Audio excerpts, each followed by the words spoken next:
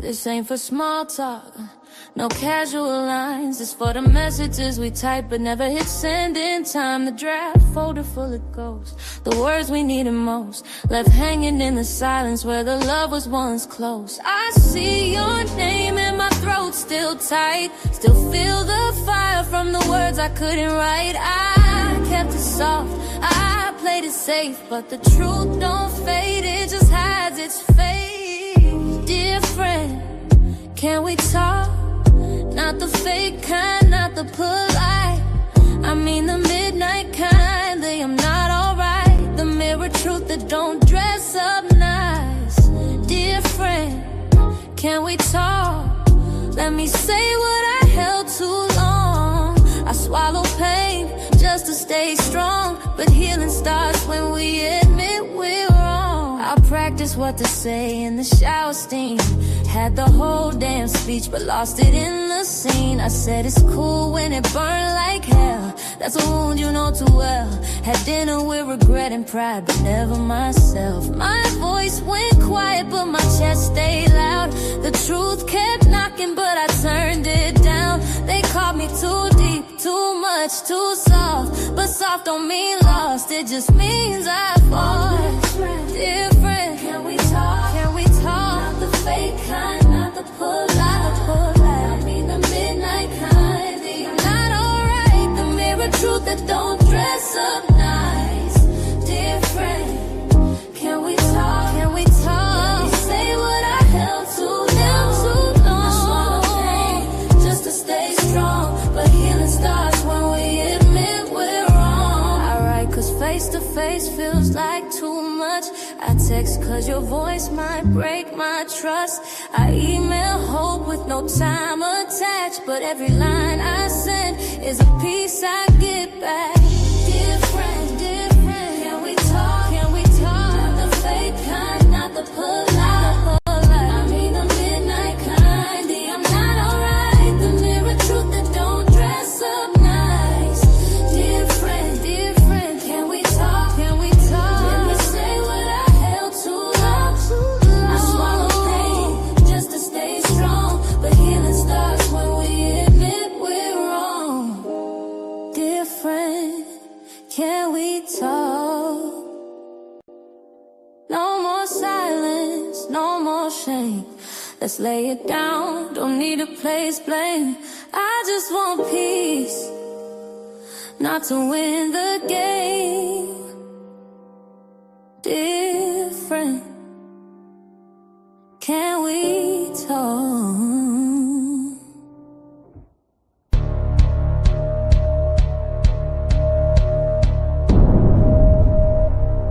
Ladies and gentlemen, may I have your attention please as we go through the following safety instructions.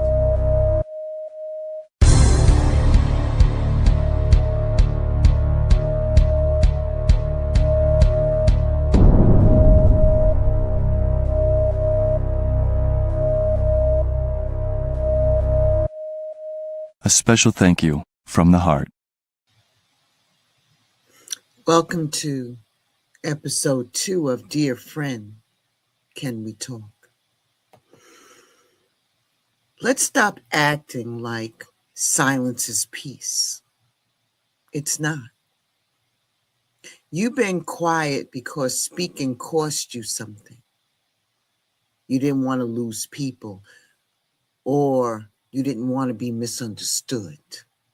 Tired of explaining pain to people who never really listened in the first place. So you stopped trying.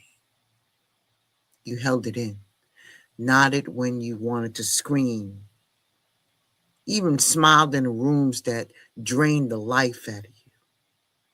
And now here you are, holding things that were never meant to be yours. This space isn't about image. It's about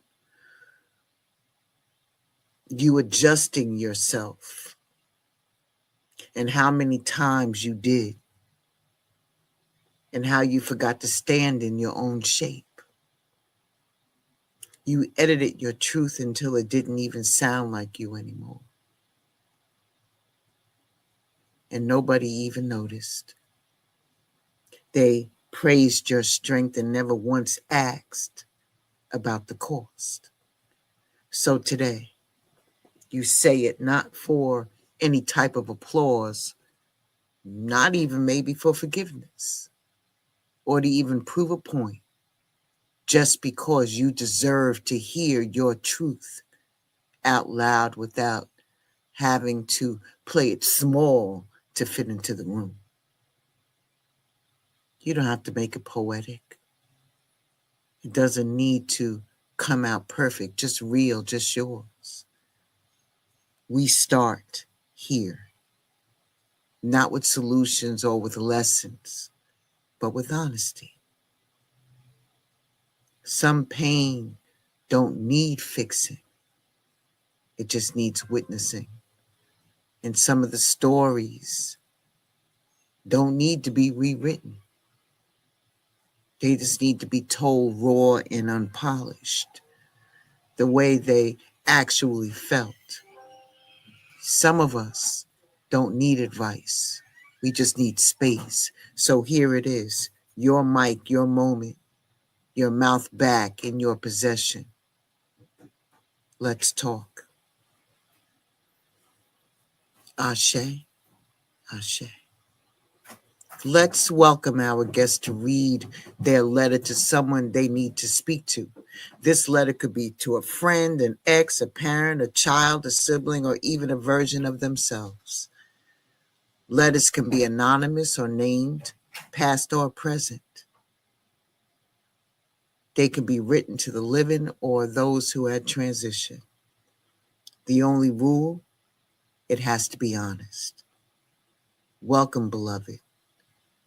Please proceed and read your letter. Ashe. And thank you for your courage to come up and do that. Let's welcome our guest. And I know that when you were younger, I would always say that I'm not like one of your little friends. And truthfully, I wasn't. I wanted to be much more. That's why when we disagree, it bothers me so much. I don't know if I ever said this the way it needed to be said, but I want to start here. I love you. I always have and I always will. But love doesn't always show up the way it's supposed to when the person giving it is still learning how to be whole. I didn't come into parenthood with an instruction manual and a map just in case I got lost along the way. I came in with wounds, expectations, survival instincts, and a long, long list of things I told myself I'd never do, only to turn around and do some of them. They turned out to be fail safes because that's what I saw growing up. And for that, I am sorry. I'm not proud of the moment where I let my own pain speak louder than my patience. I am not proud of the times I dismissed your feelings because I didn't know how to sit with my own. I was figuring myself out while trying to raise you, trying to be strong, trying to be this strong, independent woman when the world I dreamed of turned into me doing everything alone. And that tension, it showed. I never imagined a time where our relationship would be torn and ripped in ways that seemed impossible to repair. I know now you need more than toys, princess gowns, and the material things I tried to keep you happy with knowing we were both struggling with abandonment. You needed softness, you needed presence, you needed someone who could slow down and say, I see you. You are not a problem to fix. You're a person to love. But I wasn't in a place to offer that. Not because you weren't worthy of it, but because I didn't know yet how to give you what I never got. There were days I was surviving on autopilot, Days when the weight of bills, heartbreak, college deadlines, and severe depression made me hard, when I wanted to lay in the fetal position and just cry until I found a resolution for my issues. I hate that some of your core memories include the exhaustion that soon led to an incurable illness. My frustrations with life and fighting the urge to swallow pills to take myself out, and my silence when I couldn't cope. I know there is so much that you remember that I have forgotten. I always say children remember things when they're young, and you have to be careful how you treat them. The tone, the tone is there long after the words dissipate in the air. At whatever point I made you feel like you had to be less, quiet down, grow up too fast, I didn't want you to carry something that was yours to carry. Please hear me now. I didn't mean to. I was drowning in my own emotions, and I handed you the towel instead of drying myself off before holding you.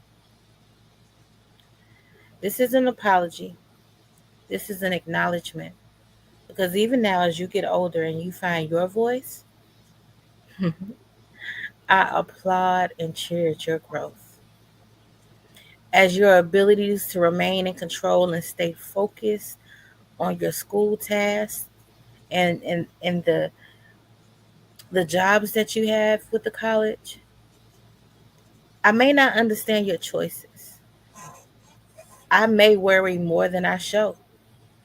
I may have said things in a moment of fear that came out sounding like control, but at the core, everything I did, even the parts I regret, came from wanting you to be safe, to be strong, and never have to struggle or deal with heartbreak the way that I did. Still, I'm learning that love doesn't always mean molding. That guidance doesn't always mean pressure. That who you are might not always make sense to me, and that doesn't make it wrong. You're not here to reflect my sacrifices. You're not a redemption story. You're not a redemption story for what I didn't achieve.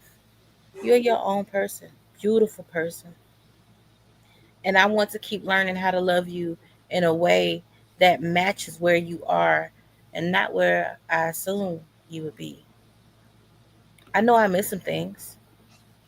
I missed you, the real you, the full you, because I was too caught up in trying to be right, be strong, or be the parent who didn't lose control.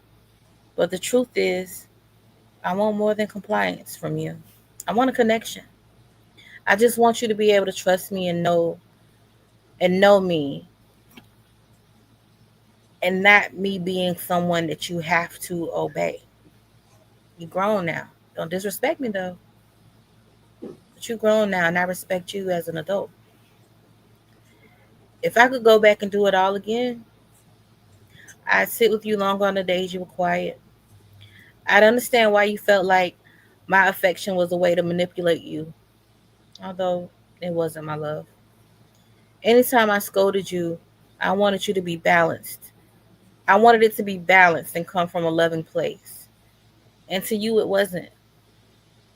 I would let you have your time when you would storm off to your room instead of rushing to you to have you talk so I can figure out what I could do to help.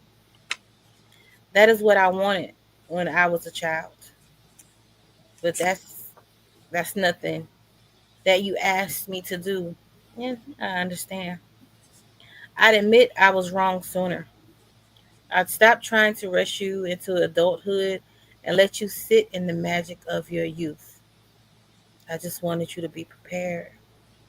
I just wanted you to have more knowledge going into life instead of being thrown into this big world, not really knowing how to do things. I wanted you to know and not repeat my mistakes.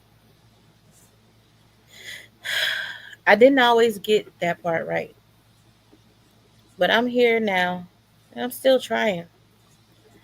I don't expect perfection from you, and I hope you don't expect it from me. But I hope we can build something honest, something beyond titles and roles, something human. I love inclusion because there is not a day that passes that I don't think about you, or I'm not concerned about you, or I'm not wondering how your day is going, or if you need something that only I can give you. Or, you know, whether, it's, I go into a store and I see outfits that I know you would match together and you would kill, or some shoes that is chunky enough and tall enough and platform, and it's perfect stuff for you. Just perfect things you would wear, even down to your jewelry, your unique style in jewelry. I am extremely proud of you. I see your effort and I see you becoming. And the fact you managed to grab some of what I consider to be good traits of mine, my heart swells and I beam with joy. Even when I think I failed as a parent, you remind me that at some point I did something right. If you ever doubt it, come back to this letter. Let this letter be your reminder. You are loved, even in the mess. Even when I didn't show it well, you are and will always be the best part of me. Give me the opportunity to share my growth with you. See me as I am now and not as the mess that I have been. My life and any celebrations have been empty without you. Love always. Your parent, still learning. Ashe. Ashe. Very powerful, very powerful. We're going to be right back after this.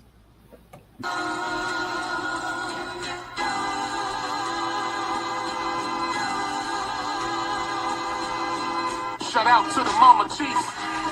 Yeah, you be quiet when Big Mama speak. What she gave us is a part of me. It flows through my arteries. Even on that journey, that love grows how the garden be. The first to teach us when we sick, the first to heal us. Mama's boy, yeah, you know, my pride and joy. Soul food, yeah, you know, I'm an enjoy.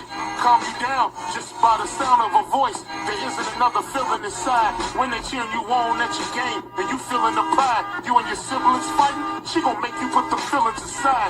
She can't lead you down the road, but she can give you the guide. Where you think I get that blissful look in my eyes? I need a side of ice cream with them eyes apple pie. You know for sure from Mama Chief, you know I'm a ride. Cause we all need a Mama Chiefs. Yeah, we all love a Mama Chiefs. The greatness, the patience,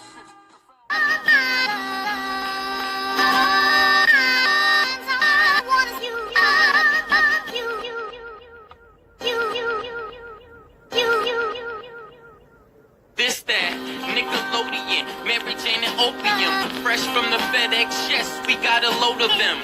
Yeah, tear this shit down like depression. The moral of the story is you get the lesson. I'm colder than the weather in Nova Scotia. The flow is supposed to turn down. You just like the lame dude. Get the shoulder, have these niggas swinging that Chris Rock when I pitch a boulder. My intentions was ill will. You cry. When I rap, get a pill feel. I can meditate and stay connected to the earth like a mill drill. They taught you to lie to your kids with Santa. I verse in the AI now and got the answer. Don't kill yourself trying to be me with the Tanner. My eagle love getting blown like the blammer. Bow. I'm biased to the low comprehension, cause people claim both to get a mention. You cry. And we don't. Welcome back, everyone. Welcome back. Let me introduce our guest. I want you to know that this isn't a traditional interview. It's a soul exchange. You're not looking for answers. You're looking for truths. Everyone, you just heard a letter written to to a parent. I mean, to a child from a parent. And I think what struck me the most was the confession inside of the letter to the child. Not just what was said, but what was never got to be said. You sat with that kind of silence without closure and grieved this relationship in its current state of fluctuation. So let's get into it.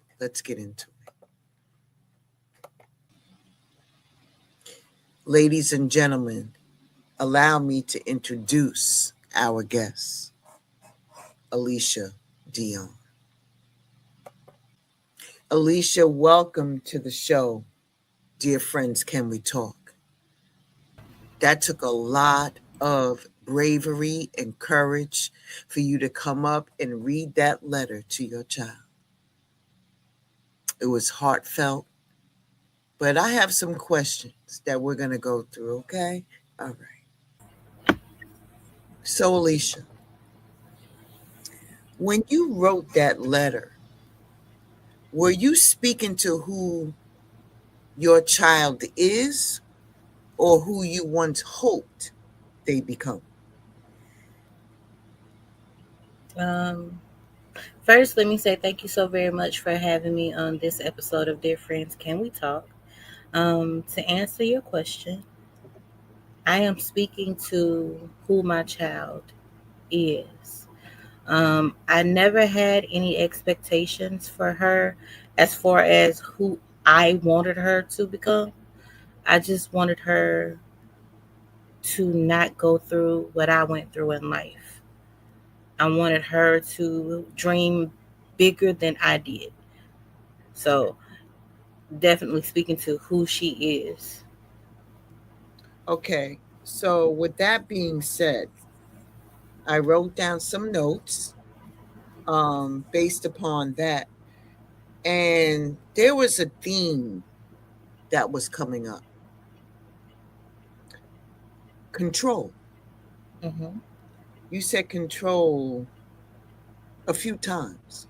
Mm-hmm. So when you say that you were speaking to the child who is and not what you hoped her to become, Mm-hmm. you pretty much, from what I'm understanding, is that you are proud of her achievements, Yes, very.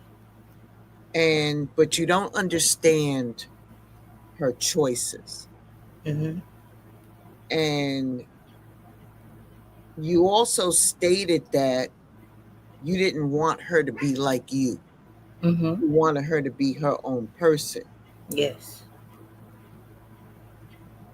However, you did say that, but earlier you stated before that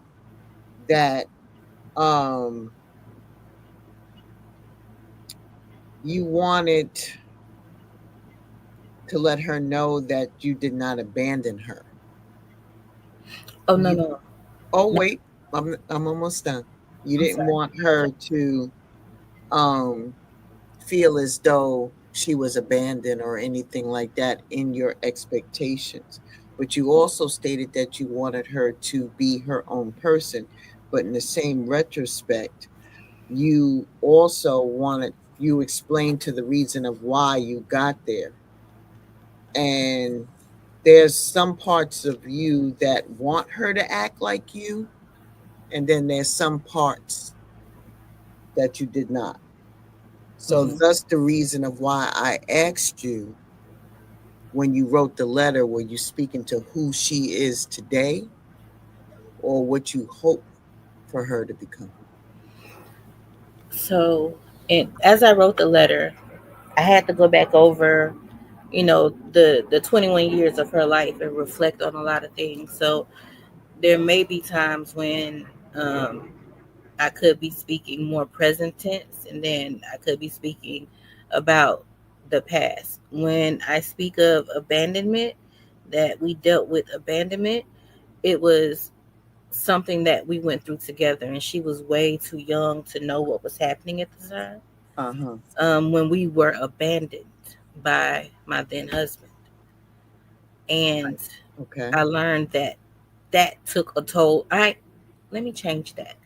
I am learning now how much of a toll that abandonment took on her, that the fact that he was no longer there every day, because we were like, she might have been 2 or 3 when everything went kaput, and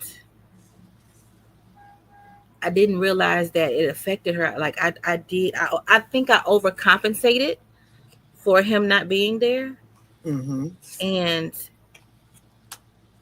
I can't. I no matter what I did, I couldn't replace him, and she still is hurt by that, and that's something that I didn't realize she was still holding on to, because I didn't realize it hurt her that bad because she was so young when it happened. Okay, understood. So let me ask you this. What did you almost say in the letter, but deleted it? And why? Why are you being weird to me? Like, why are you being weird? I'm always going to be your mother. When you're wrong, or if you're doing something that's just like out of like, you just wild, and I'm going to provide you correction, because as a parent, that's your job to help your child, or to to to stop your child from making a complete train wreck out of their lives, if you have the ability to do so. And that is what I tried to do a lot, because again, I didn't want her to make the decisions that I made. I was married and had a baby before the age of 21. And I didn't want her to think that all she had to contribute to life was getting married and having a baby. When you mentioned the parts of me that I wanted her to have, Yeah, we're gonna cover that. So I don't want you to. cool. Okay. We're gonna cover that. I just wanted to know what part of the letter that you wanted deleted and why. So you totally answered that for me. The unsent line, the restraint, the fear of, if you said that, what else would it compound? So we get it. I get it. I totally do. So let me get to the next question. Okay. Is there a part of your child you still don't understand, or maybe didn't want to? Yes, there is a part of her as an adult that I don't understand, because the strain happened when she was 18. She's 21 now. So I've missed out on a lot of who she is and who she's growing to become. And right now, I can't force that conversation to try to know who she is, because we're not there. Okay. And can you elaborate a little bit more on what part of your child you don't understand? Is it, you reflected before that it was a decision, or decisions that she makes? I don't. Yeah, go ahead. Not understanding her choices. Is that what I'm hearing? Yes. Okay. I don't understand why the alienation or the separation between us, the tear, the ripple in time happened. I don't understand why.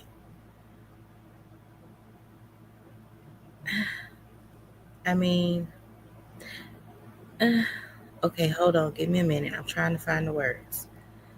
Because I don't understand why my parents are more family to her than I am when she and I went through this life together. We've been on this journey together. And the decision to exclude me or to not include me or, just not wanting to talk to me or have emotions for me or have that emotional. I'm emotional. When it comes to my kids, I'm very affectionate. Okay, we're going to pause you right there. I know what it feels like. You're very emotional. We're all emotional when it comes to our children for the most part. But I know that you're trying to understand what part of her that you don't understand, and you answered it by saying that it's the exclusion. Yeah. It's the exclusion, and why is she choosing somebody else over Yeah. her own mother? Yeah. And I understand that, and we're going to get into that because there's something that I would like to talk about. But right now, we're going to go into the next question because I believe that what you're about to say ties into this. Understand? We Mm-hmm. good? Okay. Yes. So the question is, what are you grieving? The child you had or the parent you couldn't be at the time? You can't have one without the other, really. I do grieve my child.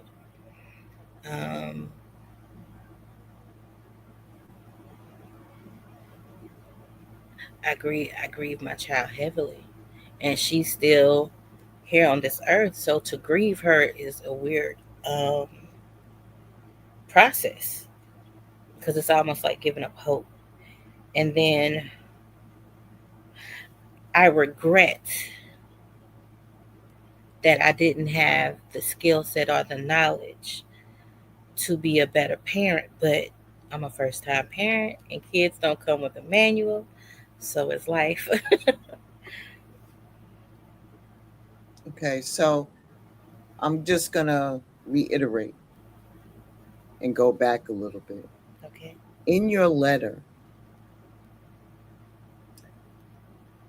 you stated that in between all of that, you were dealing with illness on your own. And you was also talking about the structure of your childhood and how we all know that there's no manual to be a parent. There's no book, otherwise it would be sold out for centuries. Yes. Okay, so there's no book. It's always a testing ground, and we always will revert back to what we know, which is what we got from our own parents. You also stated that you didn't want her to grow up too fast. But on the retrospect, did she grow up too fast? Because she had to step up because of your illness. Okay. And the other thing is that the emotional part of it. So what I'm understanding, because you were stating about how you didn't get the nurturing that you required as being a child, and maybe perhaps the regret or the grieving process of maybe you wasn't nurturing to the point of looking at her, but more of the nurturing because of the absence of the other parental. Yeah. Am I on point with this so far? Very much on point. Okay. And that you felt that it wasn't safe for you to be or healed enough in the moment. Okay.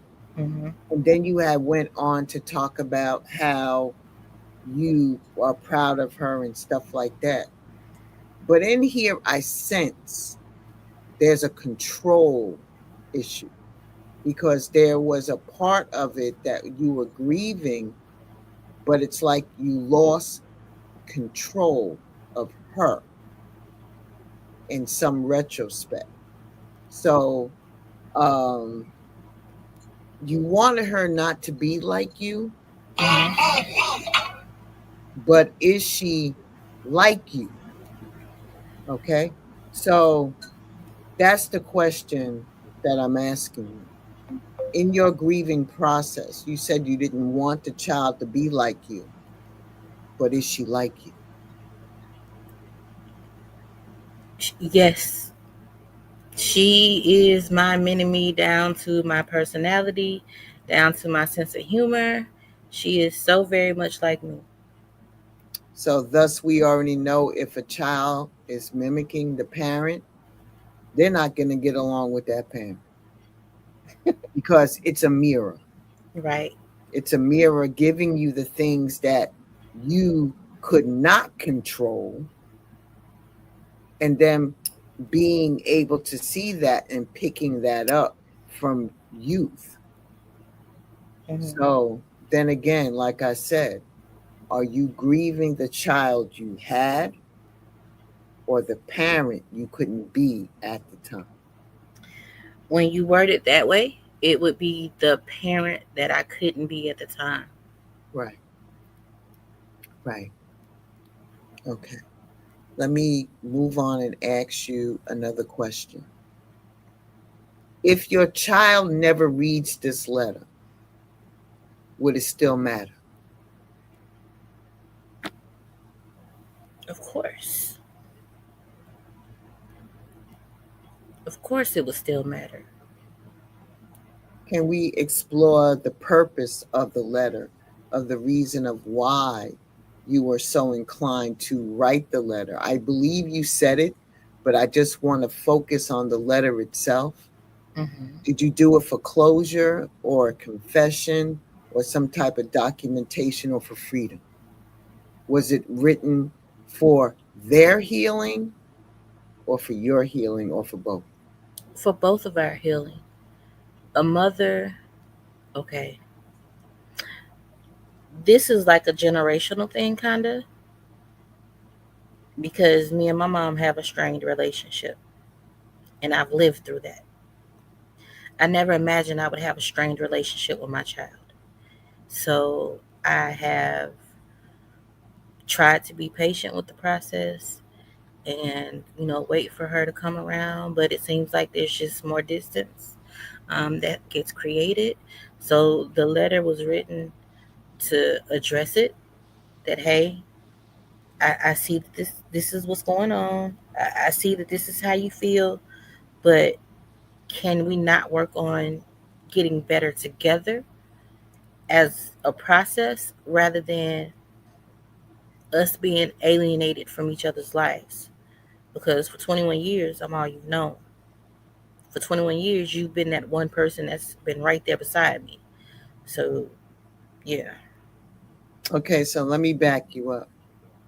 You're saying 21 years, which is her actual age today.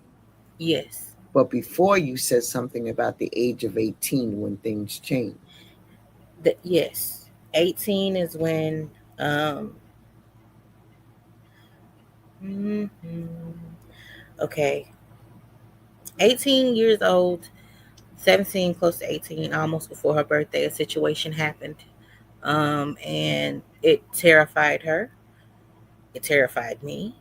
And I told her, I was like, okay, listen, I would rather you be at my parents than here, because I don't want anything to happen to you. And I think that may have been a situation where she may have felt like I chose someone else over her. I was just about to say that. And it was definitely not that. Um, it was definitely not that. I just wanted her safe. I wanted her protected because um, her facial expressions and the way she was, she would do things would be triggering. And if that trigger got if it happened to where there was a confrontation that included my child, there would be consequences and repercussions, and I would be inside the penitentiary. So that's why I asked. And I know that she doesn't understand that. And that is a topic that she and I cannot approach at this current time. So maybe we can do another letter. So let's stick a pin in that. Right there. Stick a pin in that, because you said some very key things. So if you took yourself out of that and put yourself from the view of her, not knowing all of the machinations of your mind, but put yourself in her position, looking at you when you told her that you don't want her to be hurt and that it would be best for her to move with her grandparents. Right. So when you're looking at a developing child, young adult, 18, ciphering that, being that you know she's your mini-me, knowing that her aspects of her are very similar to the way you would react. If you take yourself out of it and put yourself in her shoes, could you see how she would see that? I do. I can see that. I definitely can see that. But she was never like, I never abandoned her because I was over there all the time. Okay, pause. Put a pin in that. Yeah, another pin. You just said we're talking about her and her reaction, and not what we did to accommodate that. Because if you look at it from her perspective, in that moment, because of the fear of her, because she's very expressive in her facial expressions, just like you are, you could see how she could possibly feel as though you chose the other person over her. Even though you went over and visited her on a reg, it's not the same as being there with you. I just want you to just understand. Yeah.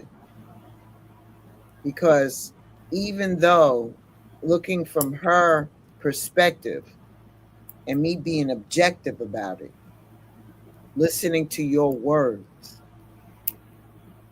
I just want you to see it from her perspective, even though you know the answer of the reason of why.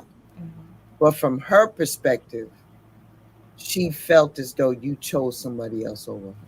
All right. Okay. I'm going to take a pause here so we can all breathe. And we'll be right back after this. Body butter, shea, and sage, washing off yesterday's weight, spell in the steam, peace in the flame. I call my power, speak my name. Rose quartz on my windowsill, lavender mist when I need to chill. Aura bright, no fake shine, everything I touch is by design. Sacred glow, I feel divine, every drop's a blessing by design. Soap so rich, spray so clean, burning candles while I live my dream. Crystal charge, my spirit's high, anointed oil, now watch me rise. Not just a scent, it's essential. I stay tapped in with Jamaica essentials. Oils crafted by moonlight's kiss, protection in every little drip. From the root to the crown I rise, ancestral hands all in this vibe. No mass made, this is hand poured. Every scent opens up a door. From conjure to calm, from shadow to light, Shimaka keeps my soul alive. Not just a scent, it's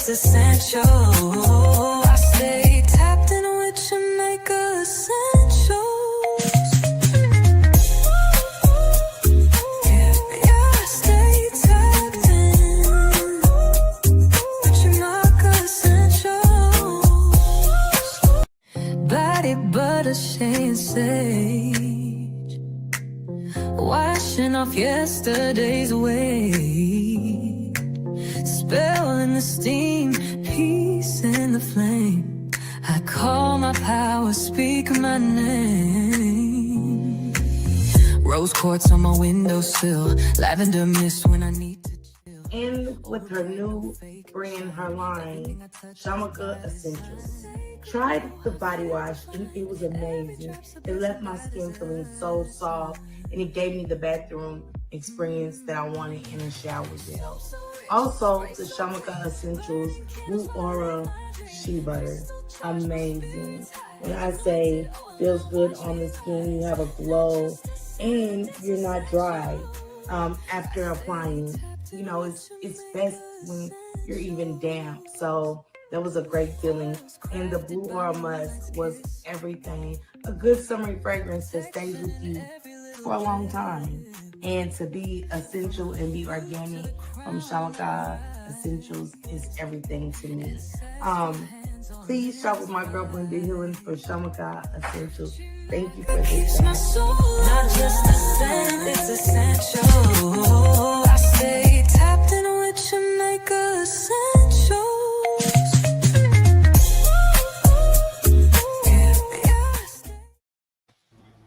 And welcome back, and thank you to the sponsor of this show. One of the sponsors, Shamaka Essential Blends. Please visit my new website at www.shamakaessentials.com. Welcome back, Alicia. Welcome back. Thank you. So, Alicia, Mm-hmm. the next question I have for you is, do you think love always comes with understanding? Or can it still exist with deep disappointment?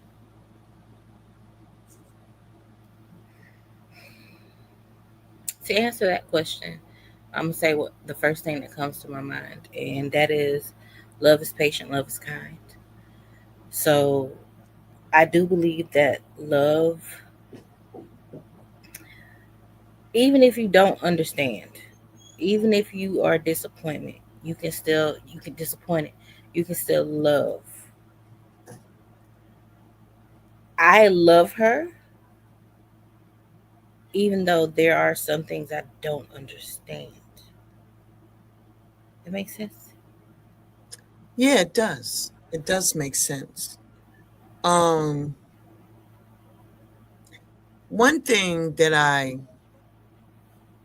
observed in the reading of your letter with my taking notes was that the acceptance of her in spite of. Mm-hmm. So it's almost like it's a double-edged sword. It's like you are accepting because of unconditional love for your child, but are you really accepting because it is your child? And you can love somebody with a passion, but don't like the person. So that was one of the things that came out and struck me. The other thing that I'm getting is not being like me. Mm-hmm. And don't forget, I'm still your mother, so don't disrespect me. Mm-hmm. And the other thing that came out for me is about the manipulation. Mm-hmm. She may feel as though you're manipulating her.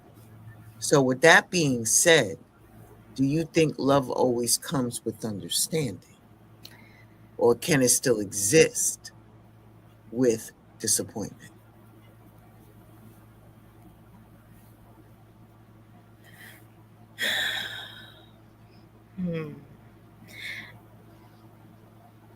Yeah, I'm giving it to you raw. I know. I'm here for it. I like my child. I do. I think she is the coolest kid ever.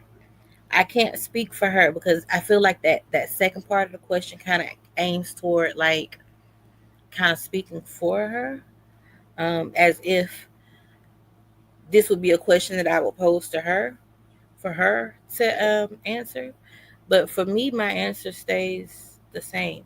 Even when we speak of the I I don't feel that I controlled my daughter, or I was controlling my daughter, or that I manipulate her with my emotions. Those are her feelings. And those are feelings that we haven't gotten to either. So yeah. Okay, so I'm going to go back and remind you. You did state that not understanding her choices and that Yes. you felt as though at one point you did have control, but then somewhere you lost control. I wouldn't say control. Your words. My letter. I wouldn't say that I controlled her. I would say that I guided her, and I gave her a better understanding of things. And then when the chaos erupted, everything just kind of switched. So I don't, again, that feels like I'm answering the question for her. No. I'm coming back to your assessment of it, not hers, but yours. I know. Because you stated that. Now, maybe you may not have said, because what you just ultimately did, you just used a word. And to me, it was a synonym of control. Mhm. So I heard the word, and then I was like, that means control. Okay. So, but we're going to get to a point where we're going to revisit this, okay? Yes. So my next thing is this. What would your younger self say if they saw you write this letter? The Does younger it bring me. does it bring in any type of generational shadow? Do you expect the letter to break any type of cycle or to repeat it? I wanted to break it. I wanted to break the cycles. As I said in the letter, I am not the same person that I have been over the years.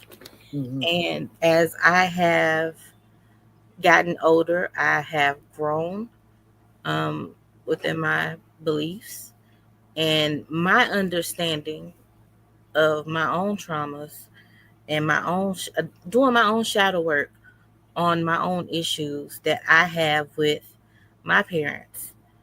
I can look back and understand why they raised me the way that they raised me, because that's what was in their parenting toolkit that they got from their parents, who weren't too far from the slavery, the slavery and the sharecropping eras. Okay, so I just want to I understand what you're saying in regards to your generational history. And I know it brings in a part of your shadow work. But again, looking at all that you have been through, your younger self, at the age of 18 through 21, where she is today, your child, between that traumatic part. And even before that, what would your younger self say You know if what? they saw that you wrote this letter? I just, as I'm thinking, I heard it. Like, I heard myself say this. And the thing was, if my younger self was to see me write this letter, she'd be like, why? You didn't beat on her.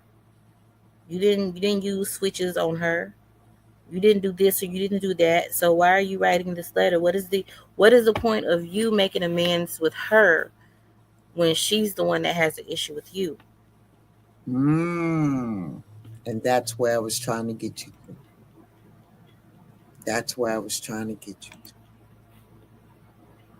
Yep, that's what The, the younger the me would say. admittance, yes. The admittance. So let me ask you this.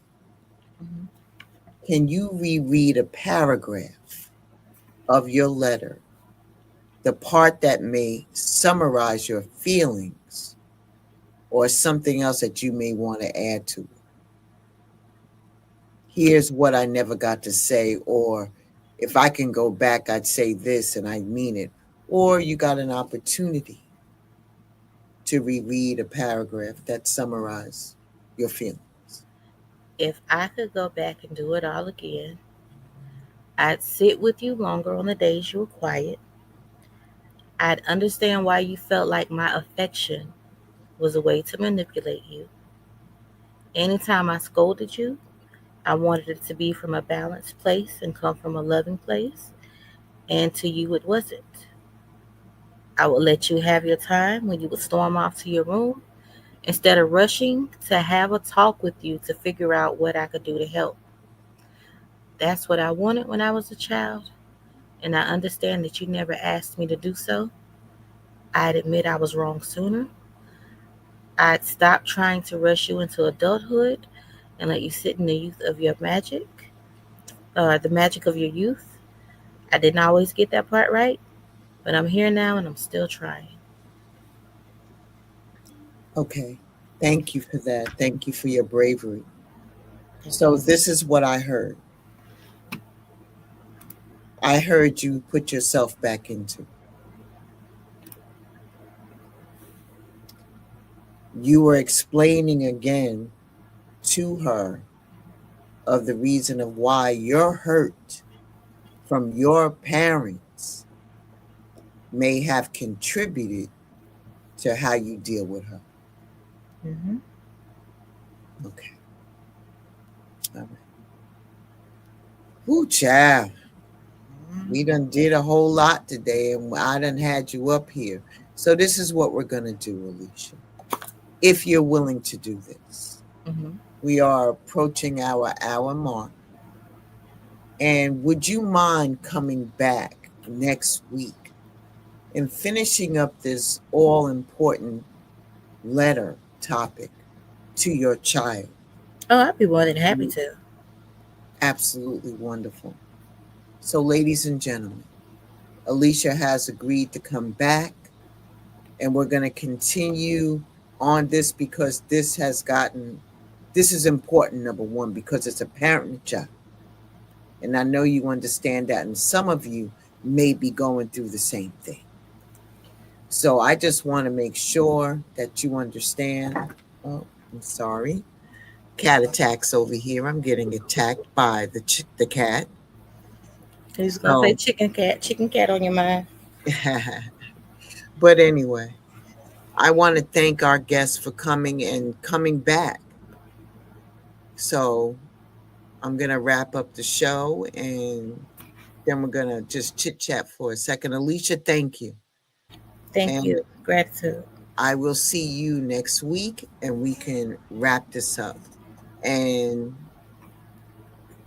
I hope you're finding some type of healing through this process. It definitely helps. Ladies and gentlemen, let's say our farewells to Alicia Dion until next time. Ashe.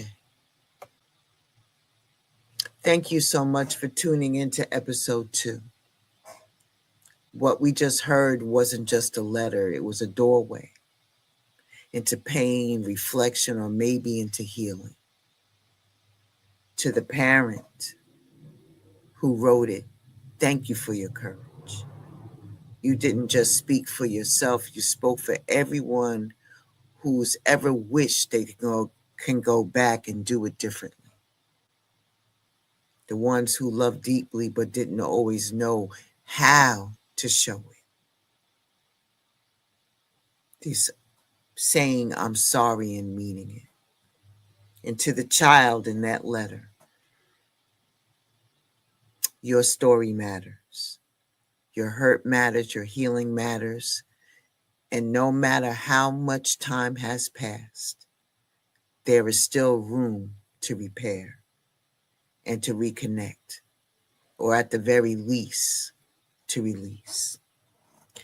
This space isn't here to reopen any pain without offering peace.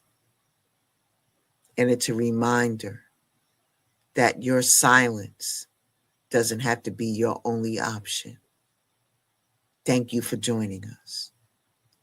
And we will meet right back here for the continuation of this conversation.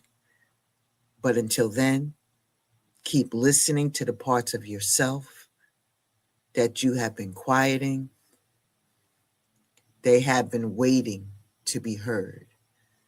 So if you would like to be a guest on the show, please, by all means, hit me up on IG.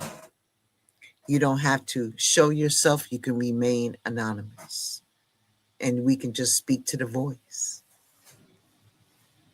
And if you would like to do that, please email me at ifshamakaessentialblends@gmail.com. Also, if you don't want to be a guest on the show, but you want to send over a voice memo confession to be played, you can send it in anonymously and I will play it for you. Or if you would like to send your letter in for me to read for you, I can do that as well, anonymously. Also a text message that changed everything. So if you want to share your text message, please send it to me at that email as well. As always, Ashe, deep bow to each and every one of you, and I shall see you all very, very soon. Can we talk? You ever hold something inside you so long it starts to rot? A truth fermented in silence. This ain't about closure, it's about honesty.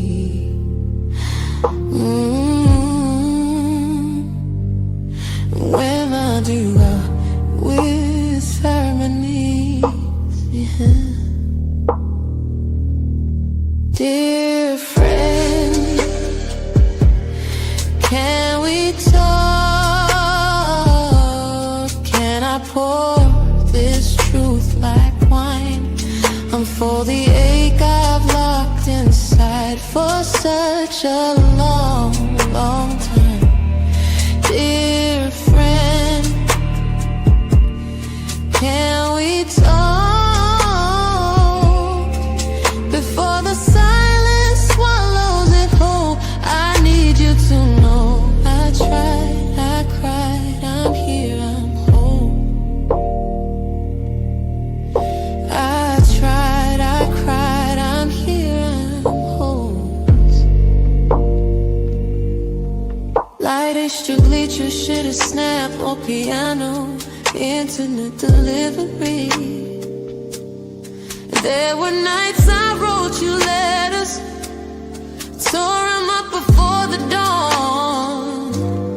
Pages heavy with forgiveness, but too late to right the wrong. You were